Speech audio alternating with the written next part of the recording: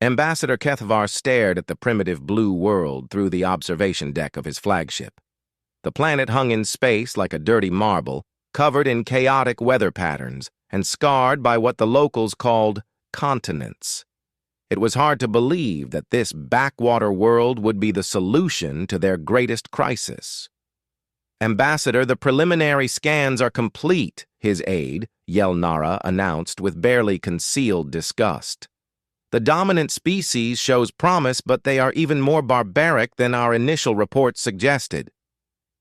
Kethvar's elongated fingers drummed against the crystalline surface of his command tablet. The Xanathi Empire had ruled the galaxy for over 3,000 standard cycles, bringing order and civilization to countless worlds. They were a patient people, methodical and precise in all things. Their wars were calculated affairs, fought with honor and strategic brilliance that had never failed them. Until now. The Drakmori swarm had emerged from the galactic rim 6 months ago like a plague of locusts. They consumed everything in their path, converting matter into more of their twisted biomechanical forms.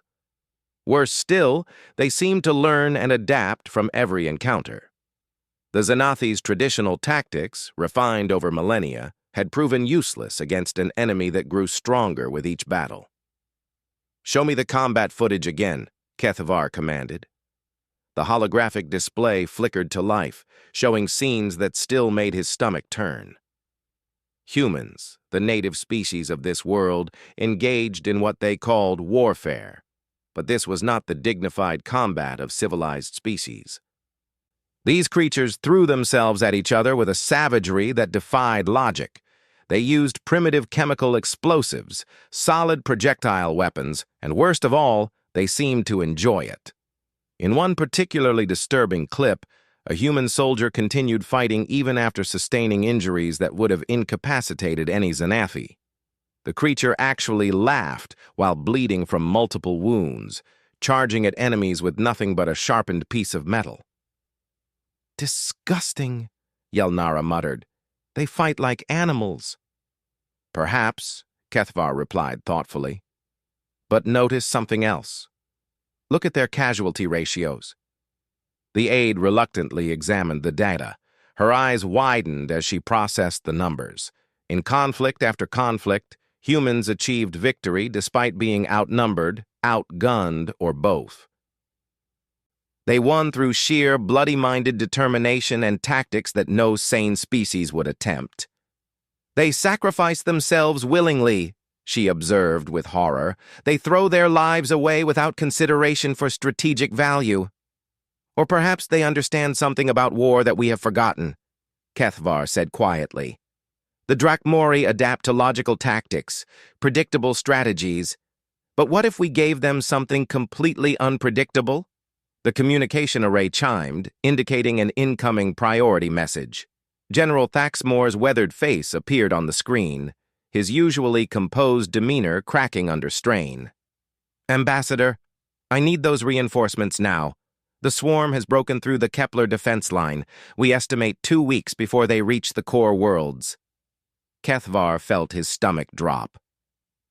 The Kepler line had been considered impregnable, defended by the finest military minds in the Empire.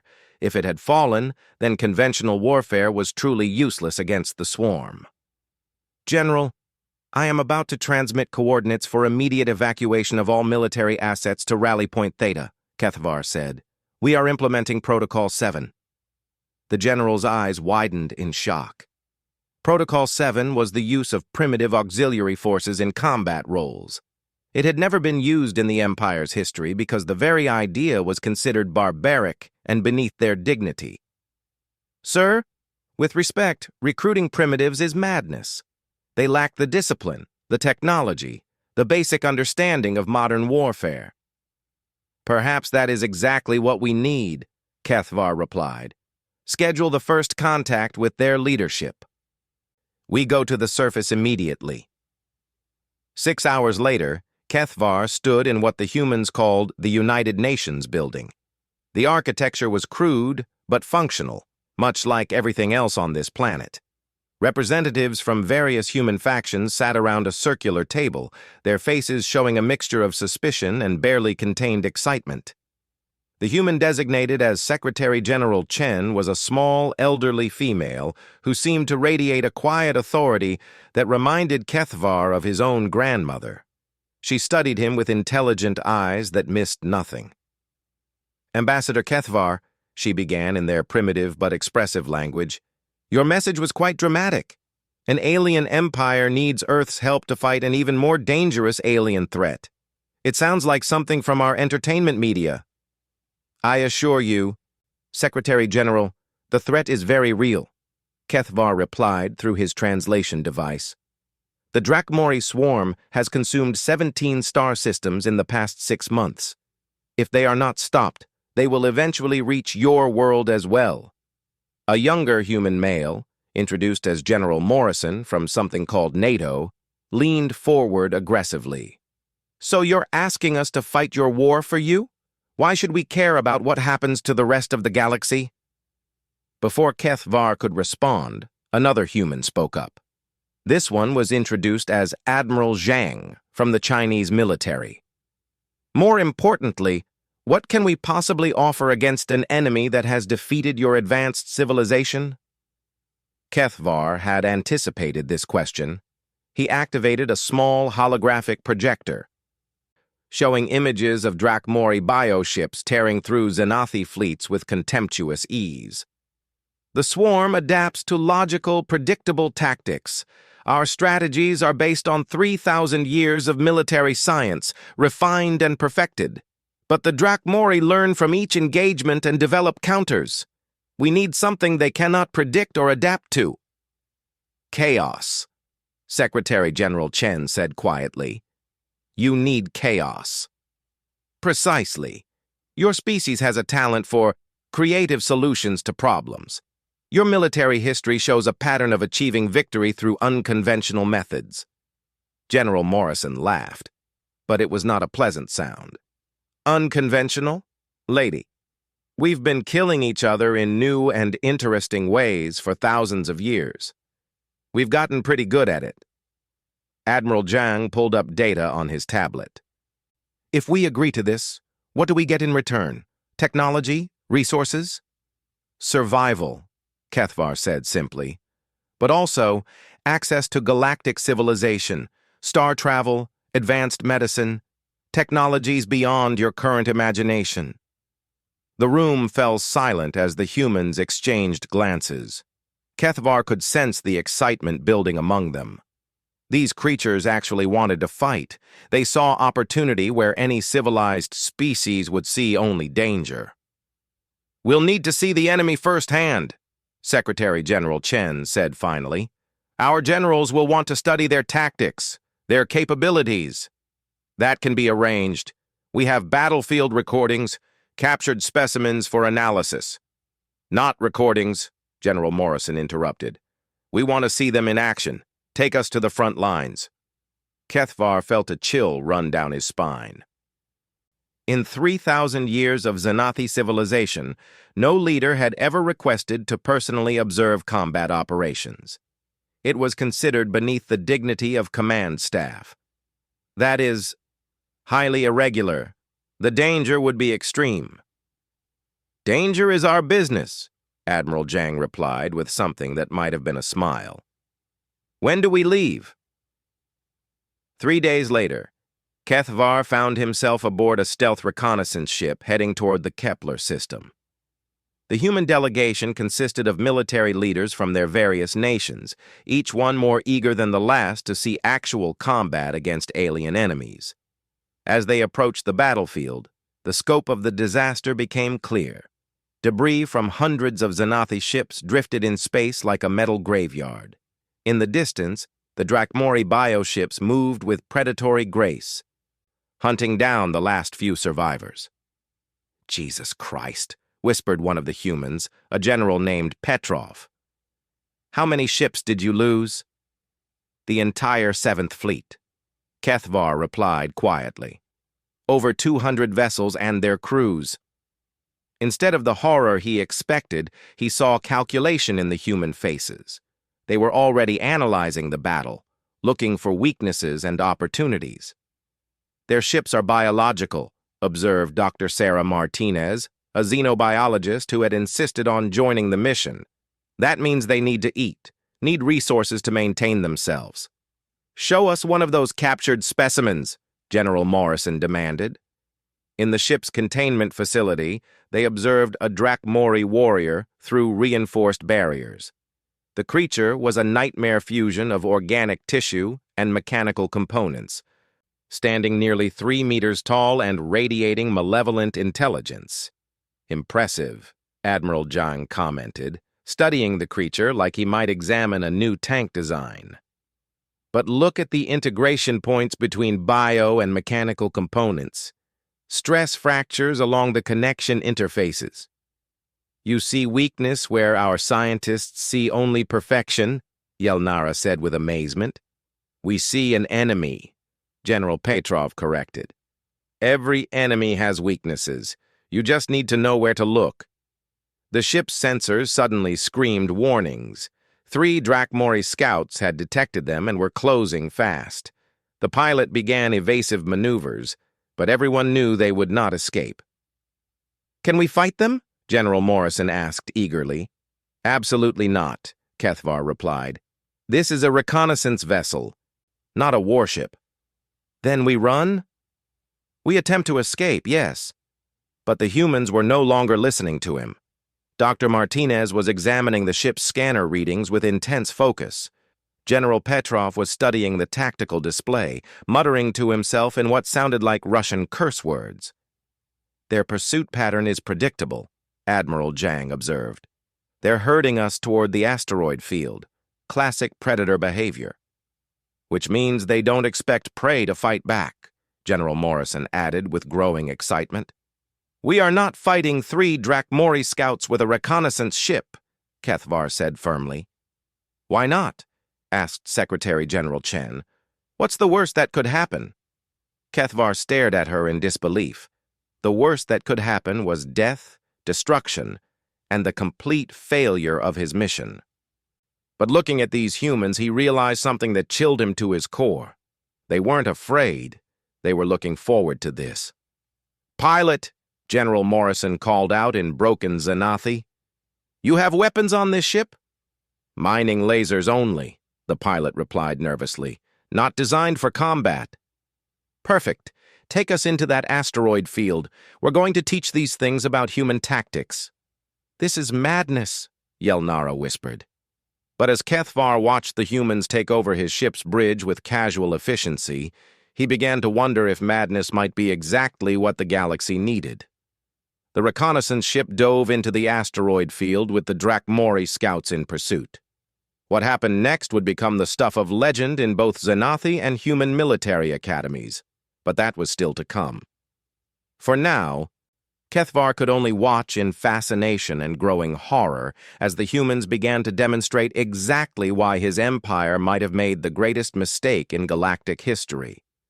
They had not recruited humanity to fight their war. They had unleashed humanity upon the galaxy, and there was no going back. The Xanathi pilot's hands trembled as General Morrison leaned over his shoulder, pointing at the tactical display with casual confidence. Around them, the asteroid field created a maze of tumbling rock and metal debris, perfect cover for a desperate chase. "There," Morrison said, indicating a cluster of larger asteroids. "Take us through that gap." "Sir, the clearance is less than 5 meters on each side," the pilot protested. "If we clip even one asteroid—" "We won't," Admiral Zhang interrupted, studying the pursuit pattern of the Drakmori scouts. "But they will."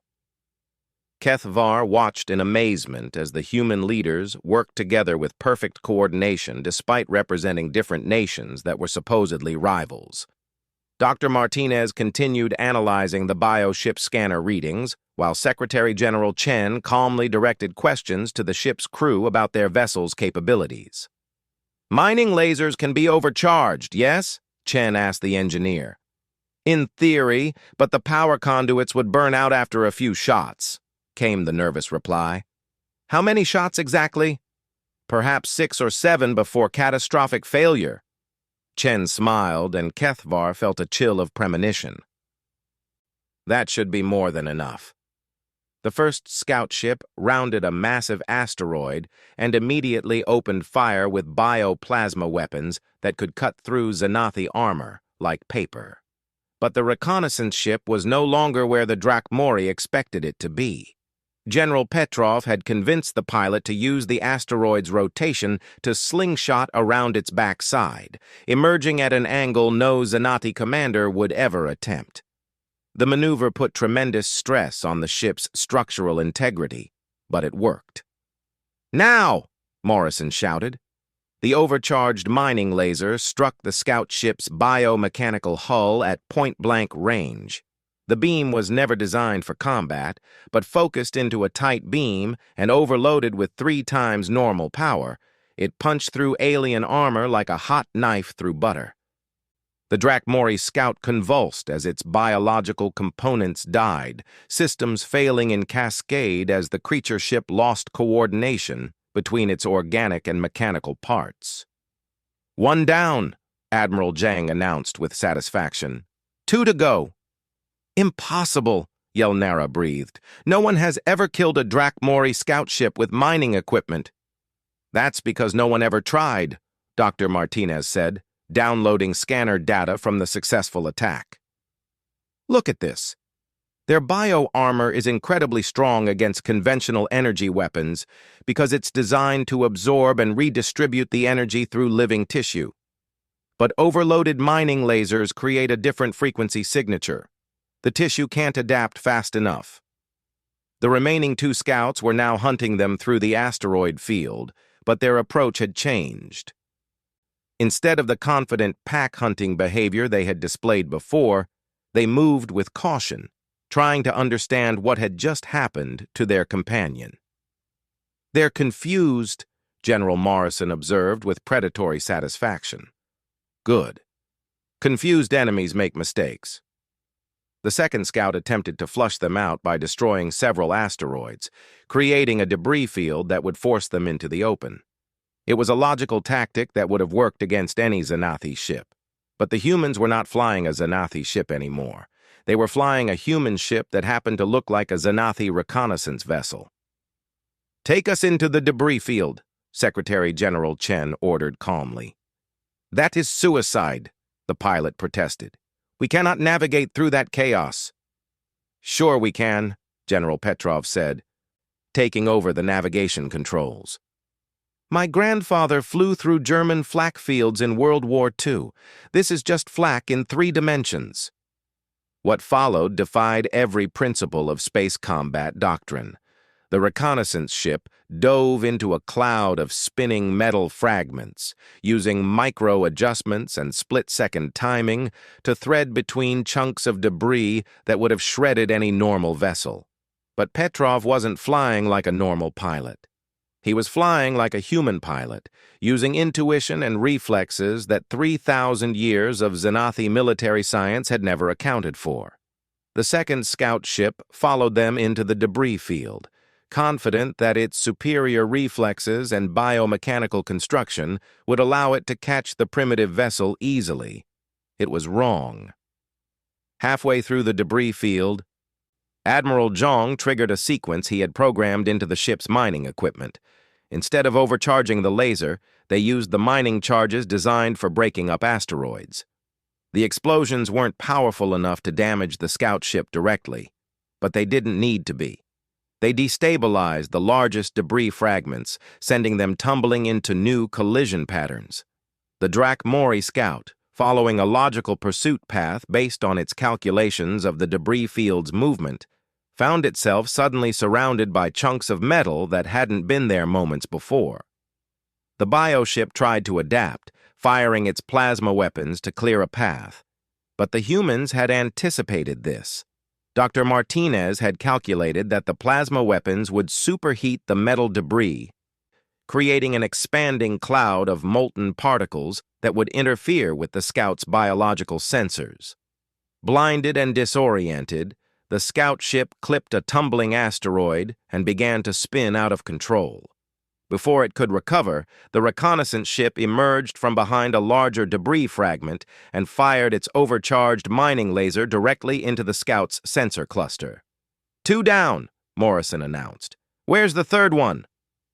The third scout had learned from its companions' failures. Instead of pursuing them through the debris field, it had positioned itself at the exit point, waiting with weapons charged and targeting systems locked on. It was a perfect ambush, the kind of logical tactical solution that had made the Drakmori so successful against conventional opponents. The humans flew directly into it. "Sir!" the pilot screamed as weapons lock alarms filled the bridge. "It has us targeted! We're dead!" "Not yet," Secretary General Chen said calmly. She activated the ship's communication system and broadcast on all frequencies in broken Drakmori battle language. What she said made every Xanathi on the ship stare at her in shock. She had just challenged the scout ship to single combat, calling its parentage into question and suggesting that its biomechanical modifications were the result of genetic inadequacy. The effect was immediate. The Drakmori scout's targeting systems wavered as the creature inside processed the unexpected insult. For a crucial few seconds, it hesitated, trying to understand why prey was taunting its predator. Those few seconds were all the humans needed. Dr. Martinez had been studying the scout ship's energy patterns throughout the chase. She had noticed something that the Xanathi xenobiologists had missed. The creatures had to maintain constant mental focus to coordinate their biomechanical systems. Emotional disruption broke that focus. While the scout ship hesitated, General Petrov executed a maneuver that violated every law of physics the Xanathi thought they understood. He used the ship's mining thrusters in a sequence that should have torn the vessel apart, but instead created a spinning dive that brought them underneath the scout ship at an impossible angle. Admiral Zhang fired the last overcharged mining laser burst directly into what Dr. Martinez had identified as the bioship's neural interface point, the connection between the creature's brain and its ship body. The effect was devastating. The scout ship convulsed as its biological and mechanical components lost coordination, systems failing in cascade as the creature inside lost control of its hybrid form. Within seconds, the third scout ship was drifting dead in space. "Three down," General Morrison announced with satisfaction. "Not bad for a reconnaissance mission." Kethvar stared at the tactical display in numb shock. In less than 30 minutes, these primitive creatures had accomplished what entire Xanathi fleets had failed to do. They had not just survived an encounter with Drakmori scouts, they had eliminated them completely. "How?" was all he could manage to say. "Simple," Dr. Martinez replied, downloading the scanner data from all three engagements. "Your people fight like a civilization. The Drakmori fight like predators. But we fight like something else entirely." "What?" Yelnara asked, her voice barely a whisper. Secretary General Chen looked at her with eyes that had seen too much of human history. "We fight like humans." The return journey to Earth was conducted in thoughtful silence.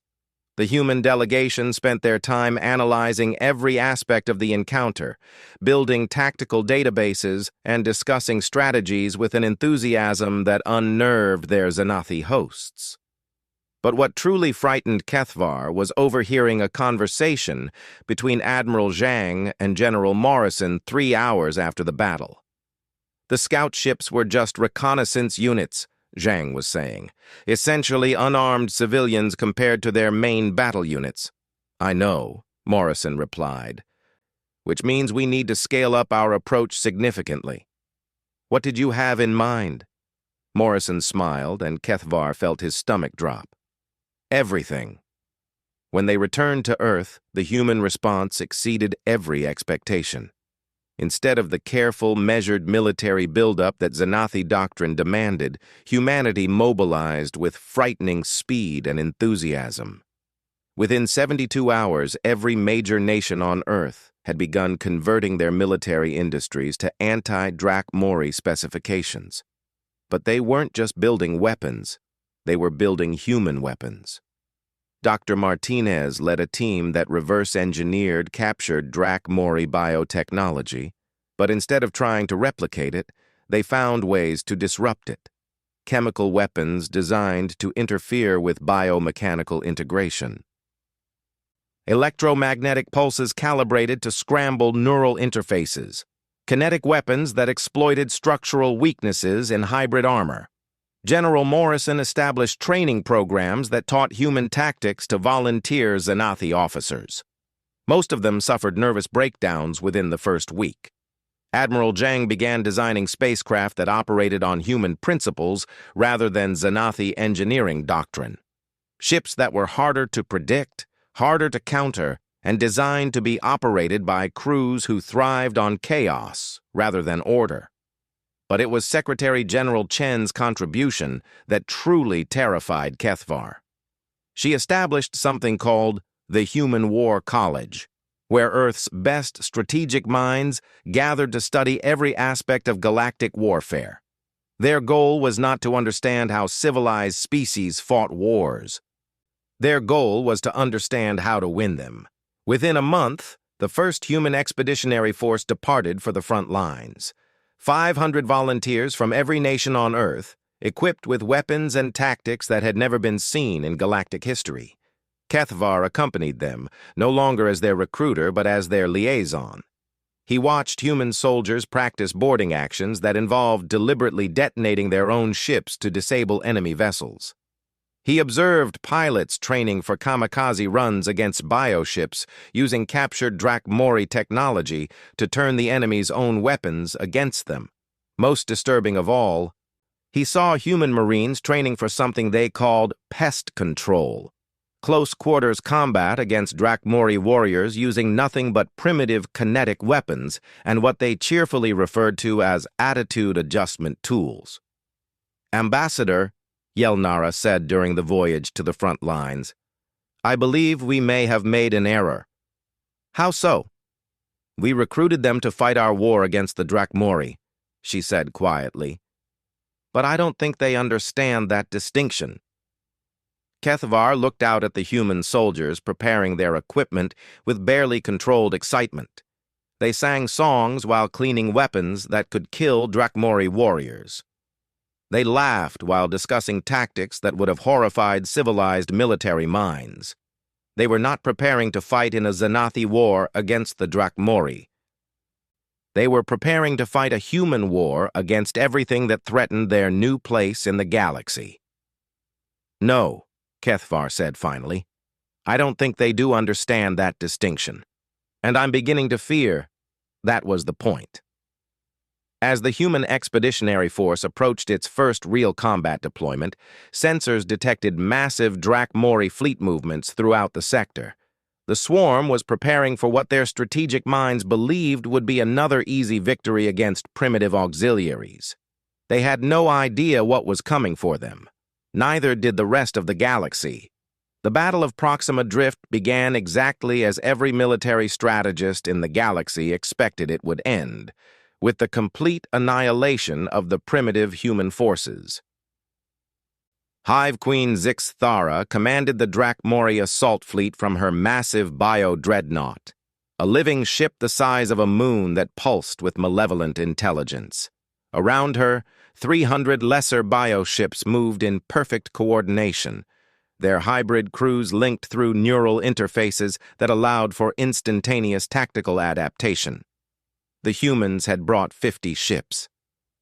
"Pathetic," Zix Thara hissed through her biomechanical interface. "The Xanathi grow desperate to send such inferior forces against us."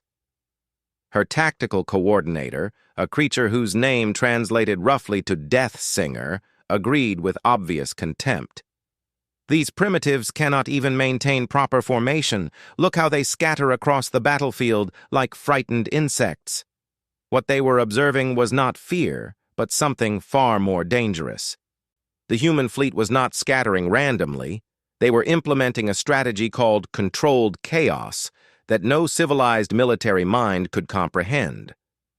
Admiral Zhang commanded the human task force from the UES Defiance, a ship that looked like it had been designed by committee and built in a scrapyard.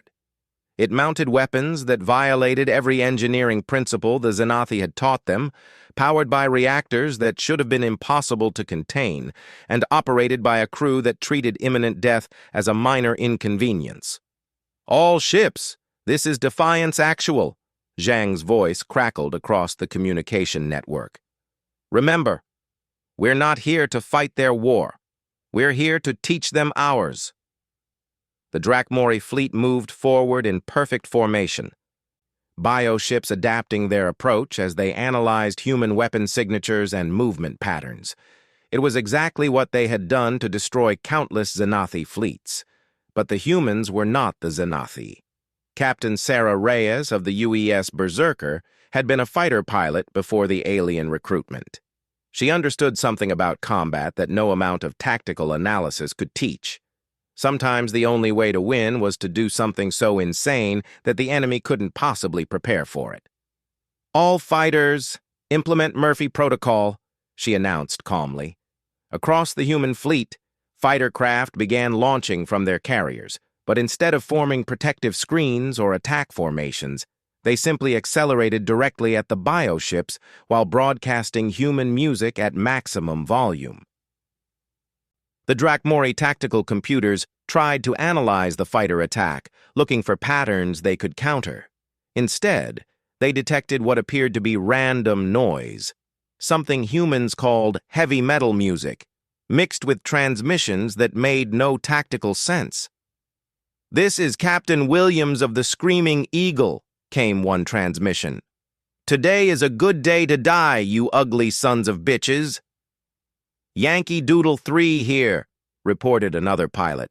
"I've got tone on a big one. Fox 3, Fox 3, Fox 3. The bioships attempted to adapt their defenses, but human weapons didn't follow conventional targeting protocols. Instead of seeking specific vulnerable points, human missiles were programmed to cause maximum chaos. Some carried explosive warheads, others released clouds of metal fragments, and still others broadcast electromagnetic interference designed to disrupt biomechanical neural interfaces. The first wave of human fighters crashed into the Drakmori formation like a hammer hitting glass. Bioships that had survived encounters with entire Xanathi fleets found themselves dealing with pilots who seemed genuinely excited about the prospect of ramming their fighters into alien hulls.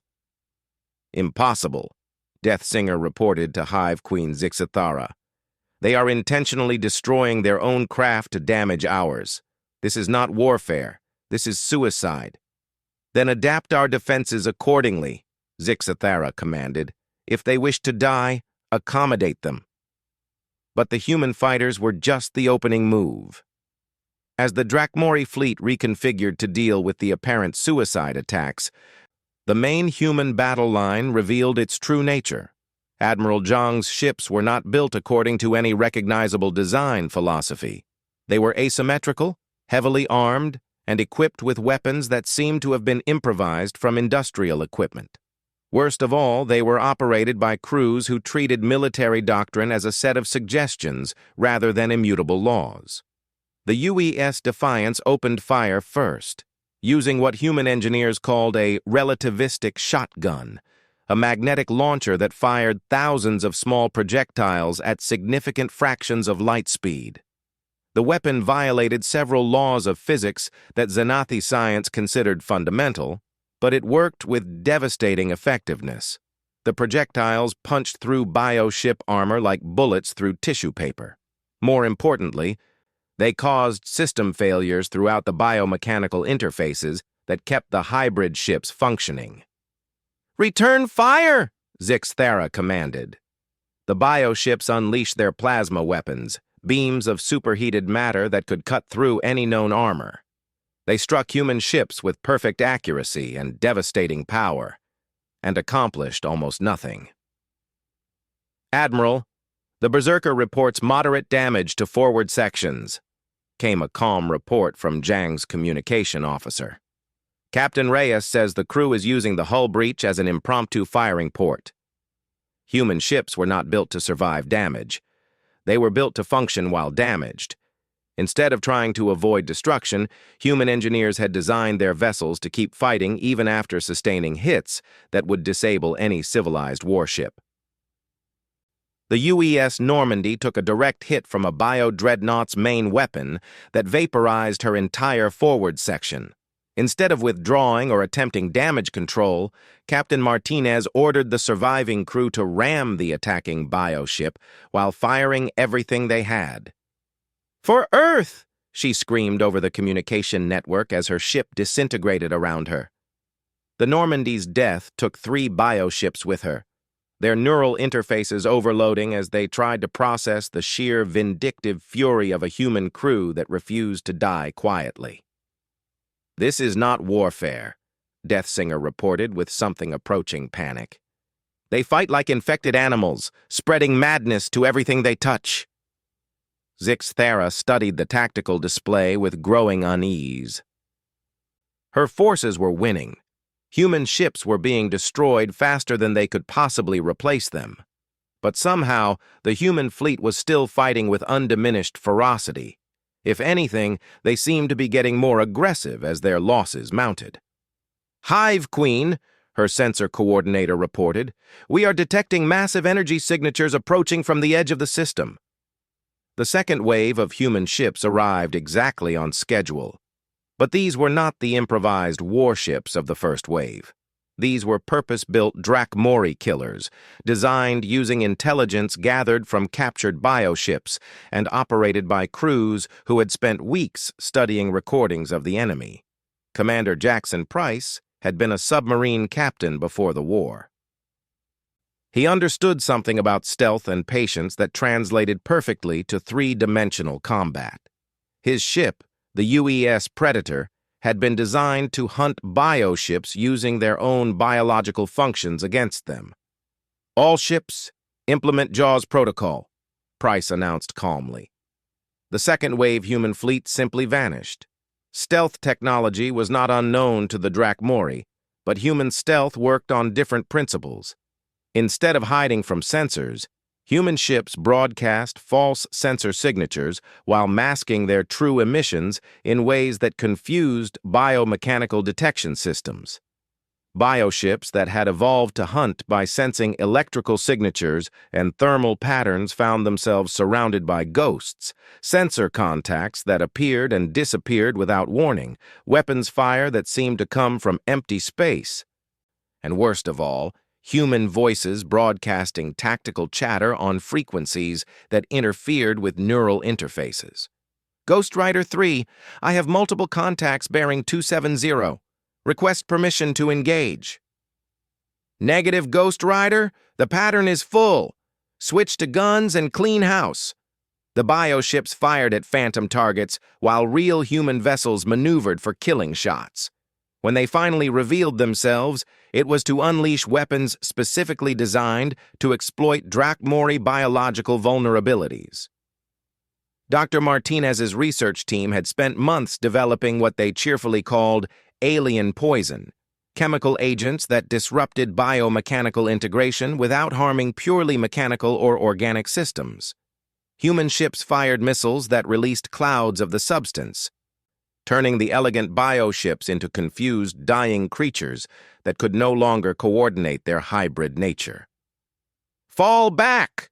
Zixthera commanded as her fleet began to disintegrate around her. "Implement Adaptive Protocol 7!" But there was no protocol for what the humans did next. The third wave wasn't ships at all. It was human soldiers in individual combat suits, launched from the retreating vessels like a cloud of metallic insects. They landed on bioship hulls and began cutting their way inside, bringing the war down to a personal level that no Drakmori tactical doctrine had ever considered. Sergeant First Class Maria Santos had been a demolitions expert before the war. She understood that sometimes the best way to destroy something was from the inside out. Her squad of human marines moved through bioship corridors like antibodies attacking an infection, using weapons designed for close-quarters combat against creatures that had never faced individual opponents. The Drakmori warriors were perfectly designed for ship-to-ship combat. They were not prepared for humans who treated boarding actions like urban warfare, using improvised explosives and tactics that seemed to have been borrowed from criminal enterprises. "Contact front!" Santos shouted as her squad encountered a group of Drakmori warriors. "Light them up!"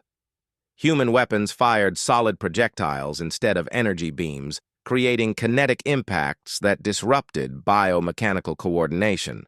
More importantly, human soldiers fought with a viciousness that the hybrid creatures couldn't understand or counter. When Drakmori warriors adapted to human tactics, the humans simply changed tactics. When the creatures tried to coordinate their response through neural interfaces, humans jammed the frequencies with what they called psychological warfare. Broadcasts of human music, profanity, and tactical chatter designed to overwhelm biological sensory systems. The bioships began to suffer cascade failures as their crews lost coordination. Neural interfaces overloaded trying to process human tactics that violated every principle of logical combat. Worse still, human soldiers were deliberately targeting the integration points that connected biological and mechanical systems, turning the Drakmori's greatest strength into a critical vulnerability. "Hive Queen," Death Singer reported with barely controlled panic. "The humans are inside 17 bioships. They are eating our technology while destroying our neural networks." Zix Thara stared at the tactical display in horror. In less than 6 hours, her invincible fleet had been reduced to scattered survivors fleeing from an enemy that seemed to grow stronger with each engagement. But the worst was yet to come. Admiral Zhang had been holding his reserve force in the outer system, waiting for the perfect moment to strike. As the surviving Drakmori ships attempted to regroup around their Hive Queen, he gave the order that would become famous throughout galactic history. "All ships, implement Protocol Omega. Show them what total war means." The final wave of human ships emerged from hyperspace not around the battlefield, but around every Drakmori-controlled system within 50 light-years. While the main fleet had been engaging Zix Thara's forces, human deep strike teams had been positioning themselves for simultaneous attacks on every swarm installation in the sector. What followed was not warfare in any civilized sense. It was extermination. Human ships struck biofactories, nursery worlds, and command nodes with weapons that had been specifically designed to disrupt biological systems on a massive scale. Instead of trying to defeat the Drakmori through military superiority, humans simply poisoned them out of existence. "Impossible," Zix Thara whispered as reports flooded in from throughout her territory. "How could they coordinate such an attack? How could they even know where our installations were located?" The answer came from an unexpected source. Secretary General Chen's voice broadcast on all frequencies, speaking in flawless Drakmori language. "We know because we asked your own bioships," she said calmly. "Turns out torture works on hybrid creatures just as well as it does on purely biological ones. Your people were very helpful once we explained the situation properly." The revelation sent shockwaves through the surviving Drakmori forces. Humans had not just defeated them in battle. They had captured and interrogated bioships to extract intelligence about swarm operations. It was a level of practical ruthlessness that no civilized species would even consider. Within 12 hours, the Drakmori swarm had been effectively eliminated as a galactic threat. Not defeated. Destroyed so thoroughly that survivors were scattered across empty space with no means of communication or coordination. But as the human fleets began establishing patrol routes through former swarm territory, Ambassador Kethvar finally understood the true scope of what his empire had done. "Admiral Zhang," he said during the post-battle debriefing, "your forces performed admirably. The swarm has been eliminated, and the galaxy is safe." Zhang looked at him with the patient expression of someone explaining something obvious to a child. "Safe from the swarm, yes. But we're not done yet. I don't understand. The swarm was just the first enemy, General Morrison explained. Our analysis suggests there are at least 17 other hostile species operating in this galaxy. We're going to need to deal with all of them before we can consider the situation stable. Kethvar felt his blood turn to ice. But we only asked you to help us with the Drakmori.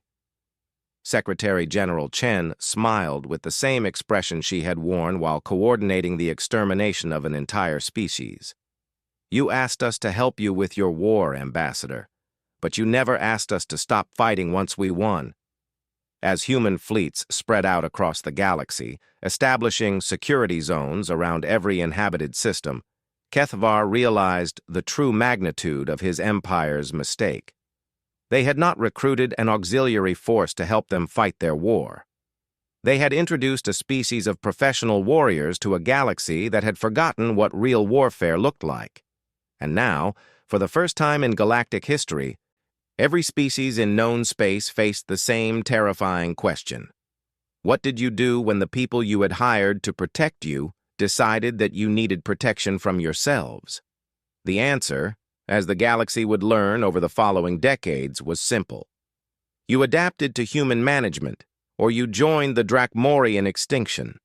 There was no third option. The Xanathi Empire had dragged humanity into their war, and now they would spend the rest of their existence regretting everything about that decision. Just like every other species in the galaxy,